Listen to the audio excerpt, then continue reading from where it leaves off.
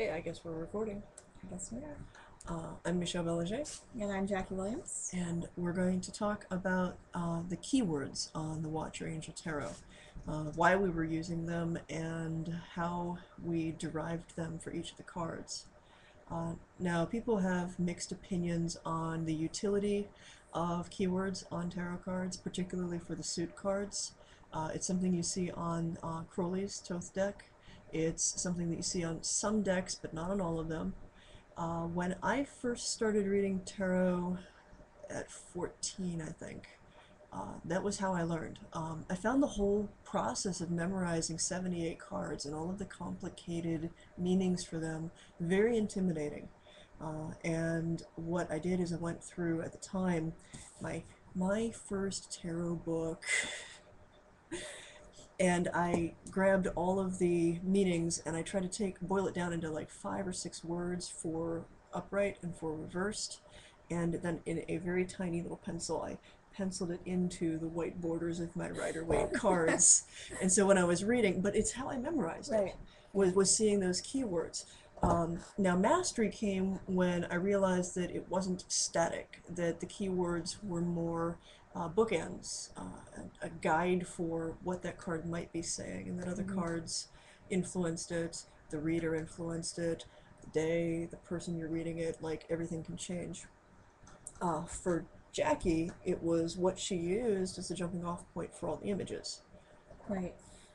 Because it was really hard to try and come up with an image for some of these bigger concepts, and so started to boil them down. For instance, like the concept of one of even just the minor arcana. For instance, well, I don't know, Seven of Swords. Actually, Five of Cups. We're talking Five of about the Five of Cups. Cups. Five of Cups switched back and forth a couple of times from despair to loss and back to despair and then back to loss. And what really solidified that one for us was when we switched models from a stock model to a friend who modeled. The particular friend who modeled for the Five of Cups had a miscarriage that greatly impacted her. And a good model, when they are trying to do work for a picture, for that card, it was like, okay, sit here on the floor and radiate the sense of despair, radiate the sense of loss. And nobody specifically told her what to think about, but she'd had some modeling experience. And once I saw the sketch that Jackie had put together, I was like, oh, I know exactly what she has in mind. And seeing the cups spilled and tipped over, and the gesture, her finger just trying to, I'm trying to talk with my hands, Right. sorry, jazz hands. Uh, she's gesturing with one finger, trying to either keep one of the cups from falling over, or the way her finger's balanced, you're not sure if she's knocking it over herself in despair. But that sense of loss is so poignant in the card, it really tipped the balance for me for switching the term. But I was having a hard time as the artist trying to figure out what to paint for these cards, and so a number of the cards that we've done, or that I had drawn up and painted, were thanks to Michelle boiling down the card into a simple concept, a one-word concept. This is Michelle's big pile of tarot notes Yeah. that went along with the hardback book of badly drawn tarot sketches. So what she did was she boiled everything down for me into a very basic idea and allowed me to think about the concept and try and create an image based on a single word in terms of like how I felt that image would play in the deck. And oftentimes I would take that word and I'd think about it and I'd think about it and I'd have an idea in my head. And if I found a model that I thought embodied the concept of the card, I would tell them, hey, I want you to be the Five of Cups, or hey, I want you to be the Knight of Swords. The Knight of Swords means this. So go model some things, have some friends take pictures. Just, think about the concept and then show me what you think that looks like. And for a good many of the cards that had models for them, the models just thought about the concept and posed for it, a picture was taken, and I looked at the picture and I went, yes, that is the card.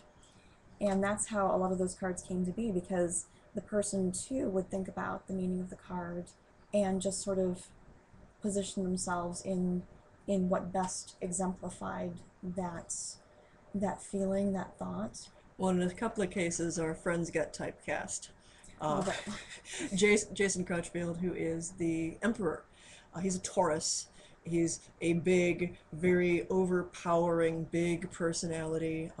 Someone who just has this gravitas of personality, and is in every way what the Emperor represents to me.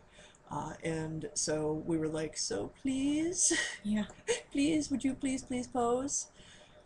Well, a lot of our friends were very helpful in becoming parts of the deck, even if they were modeled, 3 or 4 times, and I just changed a little bit of their face to make them just enough different. For instance, the Knight of Cups, the Page of Pentacles, the Page of, or The the Knight of Knight of Pentacles Pentacles.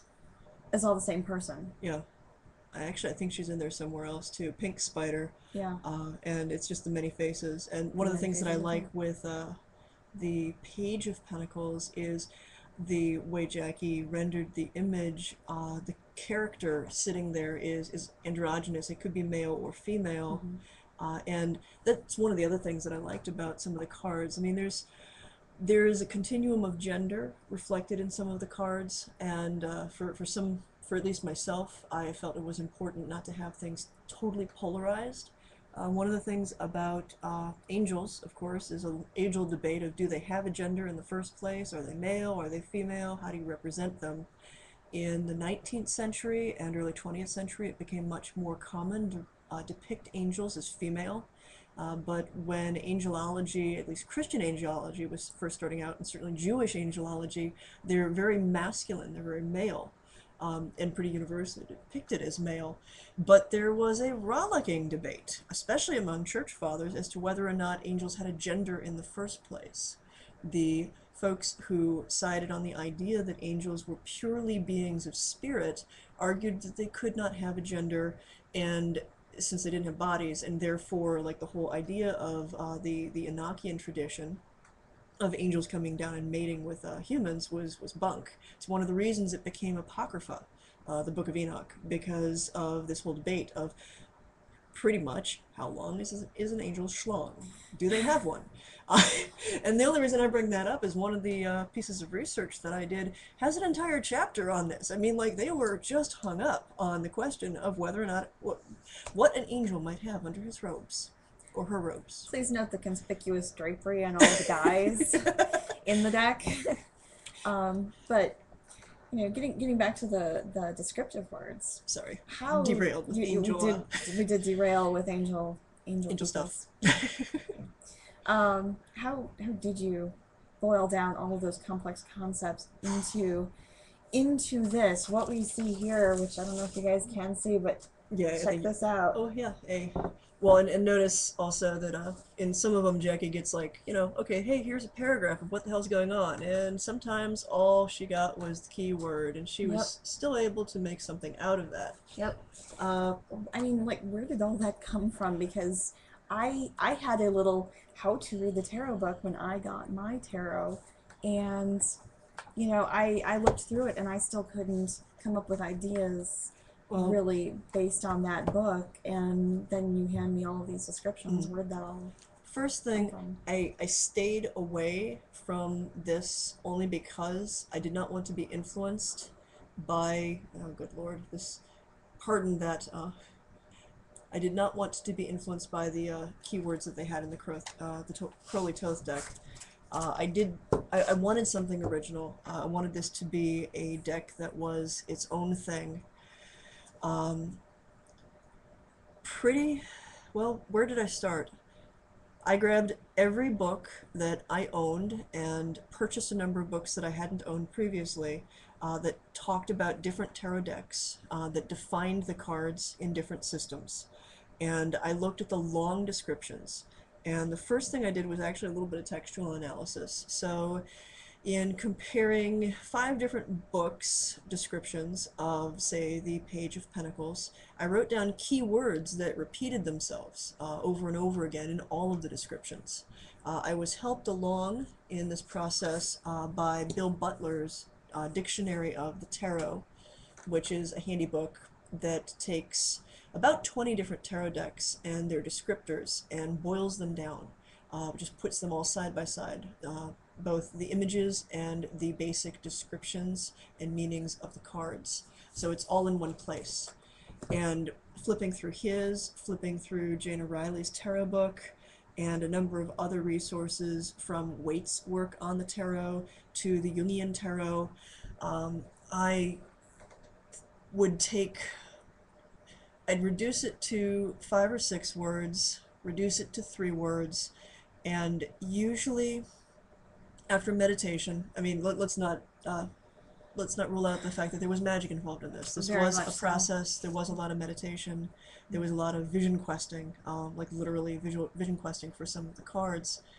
Uh, if I got stuck in the base research, I would do an active meditation on the tarot itself, on that particular card, and see what came to me.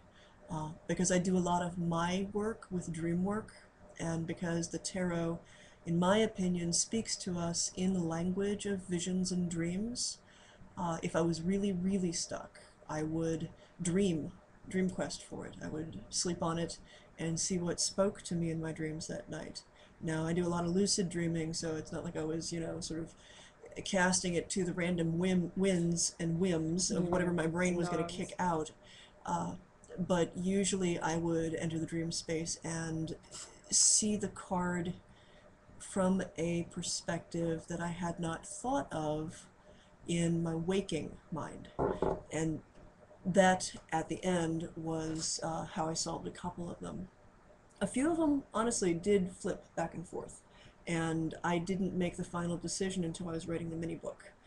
And one of the reasons that I support the keywords is we have that for the tarot trumps. The major arcana, we have keywords, we just don't think of them as such. It's the titles of the trumps. You have the Fool, you have the Magician, you have the High Priestess, and the Emperor, and the Empress, and the core of the card is in that archetypal figure. So to make the suits more concrete, to make the court cards more concrete, I felt that they also needed titles like that, and that's what our keywords are more than anything else. The one thing, if you are going to read with this deck, to keep in mind is the definitions, the keywords, all of it are guidelines. They are leaping off points. They are not meant to be the only or the crystallized or the static meaning. They are more to give you an introduction to who and what you're looking at in that card, so that in the reading you can then go from that and ask yourself, what does that mean to me?